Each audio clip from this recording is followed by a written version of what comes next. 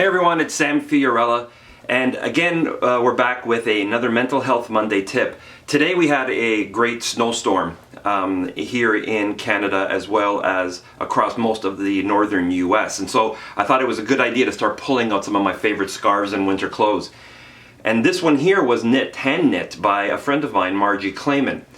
And it reminded me of an article that I read recently about students and young men in particular picking up the hobby of knitting. And I thought that was really unusual at first, and I thought, that's just another hipster fad. But the reality is I don't care what it is or why it's happening, it's a good thing, to quote Martha Stewart. And here's why. Knitting, or any kind of a hobby, be it stamp collecting, woodworking, writing music, whatever it is for you, has some solid mental health benefits. A recent study at a university in New Zealand showed that 680 students that were tasked with knitting on a regular basis during this period and at the end of the test period reported feeling overall happier, having a better mood, and generally being more optimistic with their life. Another thing that I really like about the idea of having some type of hobby or participating actively in hobbies is that it gives you a break from the monotony of your schoolwork or the monotony of your work life. And getting that break gets, again, the creative juices flowing, and it gives you something else to look forward to. Many times hobbies give people a sense of purpose that, gives them something to look forward to outside of the day-to-day grind that a lot of us find ourselves getting into, and breaks up the rut.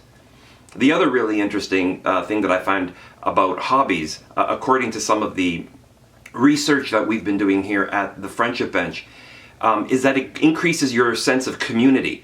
Whether it's antiquing or knitting or whatever it is, it ends up expanding your circle of friends, your contacts. It gives you something different to talk about, and that makes you more interesting to other people, makes you more interested in others, whether it's through researching or getting together to do this as a group.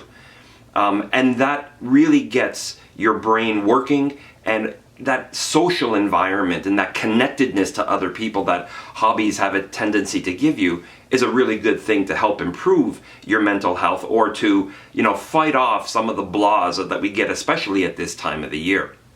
So I'm not talking about knitting today because I'm looking for the next hand knit beard cozy. So Margie, don't get any ideas. I love the scarf, this is enough. But I am encouraging you to find that hobby. If there is a hobby that you've always liked or participated in and for whatever reason have stopped because school got in the way, maybe it's time that you pick that up again.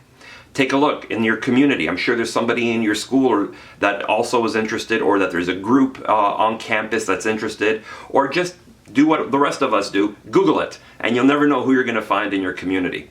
So that's it for this week's mental health tip.